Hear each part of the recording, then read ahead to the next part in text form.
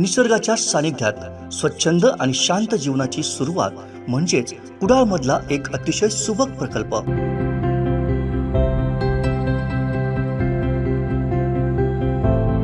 Nilgiri Heights बांधकाम क्षेत्रातील एक अग्रगण्य नाव आकार बिल्डर्स अँड डेव्हलपर्स यांचा महत्वाकांक्षी प्रकल्प.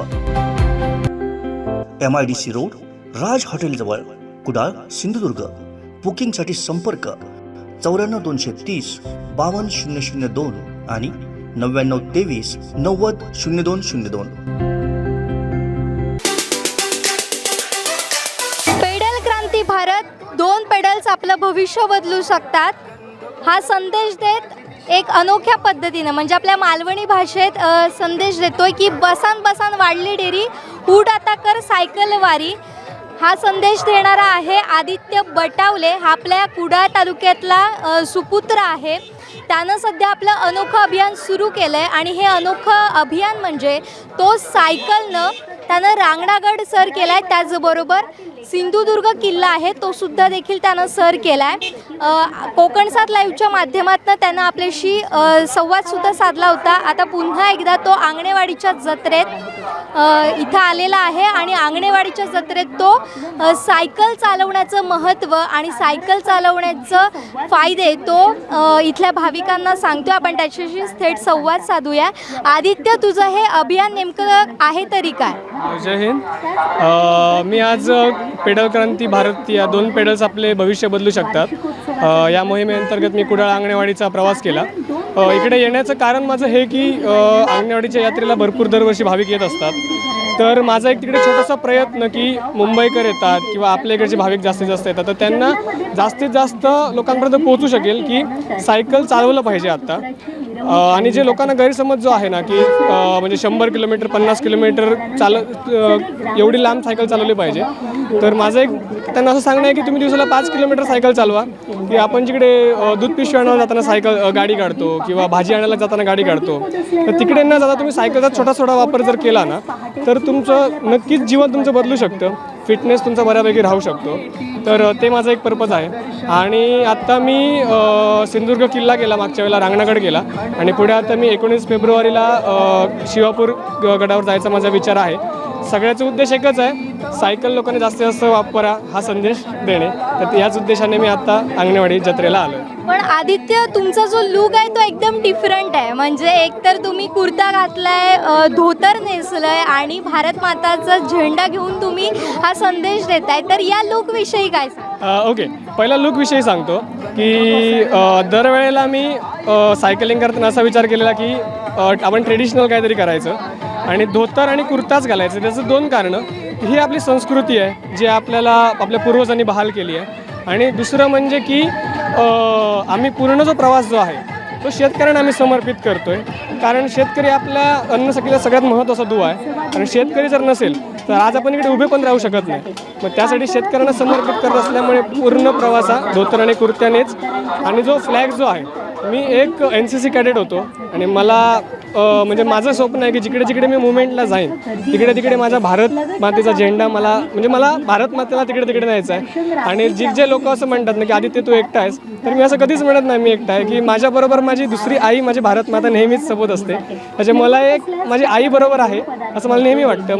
म्हणून मी भारत मातेचा झेंडा दरवेळेला नेतो. पण तुला ही संकल्पना सुचली तरी कशी? म्हणजे सायकलने किल्ले सर करणं नक्कीच ही अवघड बाब आहे, पण तू अगदी सहजतेनं त्याविषयी बोलत असतोस. पण नेमकी संकल्पना सुचली कशी? सुचली म्हणजे त्याला वेगळं कारण असं नाही आहे. मी दरवेळेला माझ्या मनामध्ये जे येतं ना ते मी जस्ट एक दिवस विचार करतो की ओके हे मनात आलं आहे, ते किती तथ्य आहे आणि ते आपण करू शकतो का, म्हणजे डायरेक्ट करतो मी. छत्रपती किल्ल्यांवर जाण्याचा उद्देश एकच की मी आता एक मिडल क्लास फॅमिलीमधून बिलॉंग करतो आणि मिडल क्लास फॅमिलीमधल्या मुलांना पर्यंत मी कसा पोचणार. तर तिकडे नक्कीच मला नॉर्मल काम करून चालणार नाही. म्हणून काहीतरी अवघड काम करायचं. मग काय करायचं तर किल्ले सर करायचे. तर नुसतं किल्ल्यावर जायचं नाही, पूर्ण जो तट आहे किल्ल्यांचा तो पूर्ण तट सायकलने फिरायचा. ही एक छोटीशी संकल्पना की त्यातून आयडिया आली. म्हणजे माझा उद्देश एकच आहे की खेडेगावातला मुलगा काहीही करू शकतो हे खेडेगावातल्या मुलांना सांगणं आणि त्यांना भरभराट त्यांची करणं एवढं माझं. पण हे सगळं करत असताना आव्हानं पण आपल्या समोर असतात, तर ती तू कशी पार करतोस? आणि असा काही किस्सा आहे का की खरंच ते फार टफ होतं त्यावेळी? रांगणागडचा किस्सा. रांगणागडला मी 6 वेळा पडता पडता वाचलो. अजूनही रांगणागडवर मी आता जाऊ शकत नाही मी रांगणागडावर, कारण मी असं बघितलं की मरण मी जवळून बघून आलो आहे. त्याच्यामुळे मी तर असंच म्हणतो दरवेळेला की एक निसर्ग देवता होती किंवा आपण जे आध्यात्मिक देवता मानतो ती माझ्याबरोबर होती, ती शक्ती माझ्याबरोबर होती.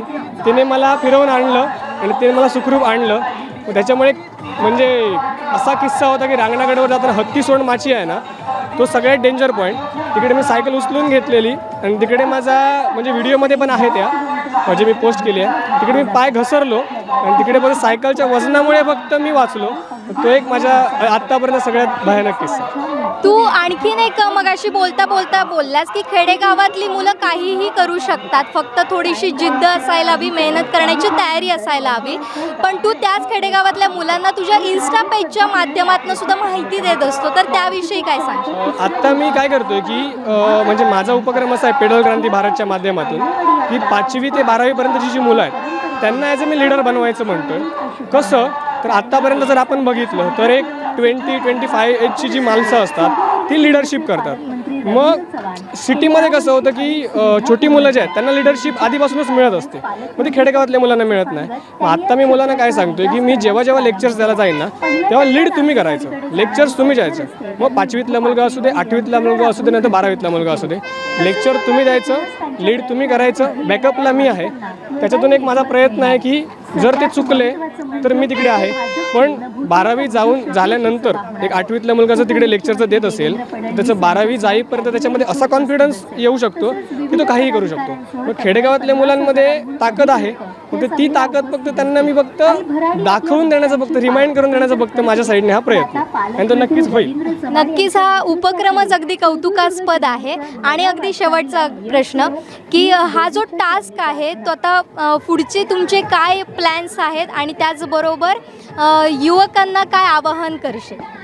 याच्या पुढचा टास्क माझा असा आहे की मी सिंधुदुर्ग जिल्हा टार्गेट केला आहे सध्या, कारण मला सिंधुदुर्ग जिल्ह्यामध्ये एक असं मॉडेल बनवायचं आहे सायकलिंगचं की त्याचं अनुकरण बाकीच्या जिल्ह्यांनी केलं पाहिजे. आणि जे आत्ता आपल्या खेडेगावातल्या मुलांमध्ये जे आहे ना की भारीतलीच सायकल असली पाहिजे किंवा एक महागातली सायकल असली पाहिजे, माझं मत असं आहे की तुमच्याकडे कुठलीही सायकल असू दे. आता माझ्याबरोबर जो माझा मित्र आला आहे ना त्याच्या पुढच्या सायकलला ब्रेक नाही आहे, पण तरी पण तो आला आहे. मग ती व्हील पॉवर जी आहे ना ती बिल्ड सायकलिंगच्या माध्यमातून करायची आहे. आणि तुमच्याकडे छोटी सायकल असू देत, मोठी सायकल असू देत किंवा ती स्वस्तातली असू देत, पण तुम्ही सायकलिंग करा. आणि युवकांना आव्हान म्हणजे मी माझ्या एक्सपिरियन्स बेसवर आत्तापर्यंतच्या जर्नीतून एवढंच सांगेन की आपण खेडेगावातली मुलं आहोत, आपण काहीही करू शकतो.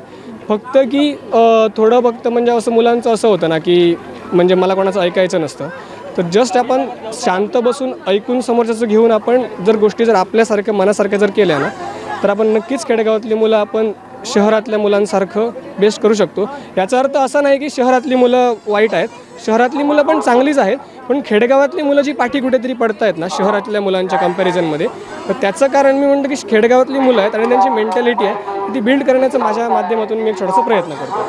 खरंच आणि हा तुझा प्रयत्न यशस्वी होऊ देच, ह्याच तुला खूप साऱ्या शुभेच्छा. आणि आमच्याशी संवाद साधले त्याबद्दल सुद्धा तुझे मनपूर्वक आहे. थँक्यू. जय हिंद. तर हे होते आदित्य बटावले, पेडल क्रांती भारत या माध्यमातनं ते संदेश देत आहेत, सायकल चालवण्याचा जो संदेश देत आहेत. मात्र यावेळी त्यांनी अनोखी पद्धत काढलेली आहे की थेट त्यांनी मालवणी भाषेतच आपल्याला समजण्यासारखं वक्तव्य केलेलं आहे. आणि ही टॅगलाईन त्यांची आहे की बसान बसान वाढली ढेरी, उड आता कर सायकलवारी. अशा अगदी सोप्या शब्दात त्यांनी सायकल चालवण्याचं महत्त्व पटवून देण्याचा प्रयत्न केलेला आहे. आंगणेवाडीच्या जत्रेत ते आलेले आहेत. आता इथंच थांबतोय. कॅमेरामन साहिल बागवेसह जुईली पांगम, कोकण 7 लाईव्ह, आंगणेवाडी, मालवण. आमचे दिवसभरातले सर्व अपडेट्स, ताज्या घडामोडी आणि थेट लाईव्ह पाहण्यासाठी सबस्क्राईब करा, लाईक करा कोकणचं नंबर 1 महा चॅनल कोकण 7 लाईव्हचं YouTube चॅनल.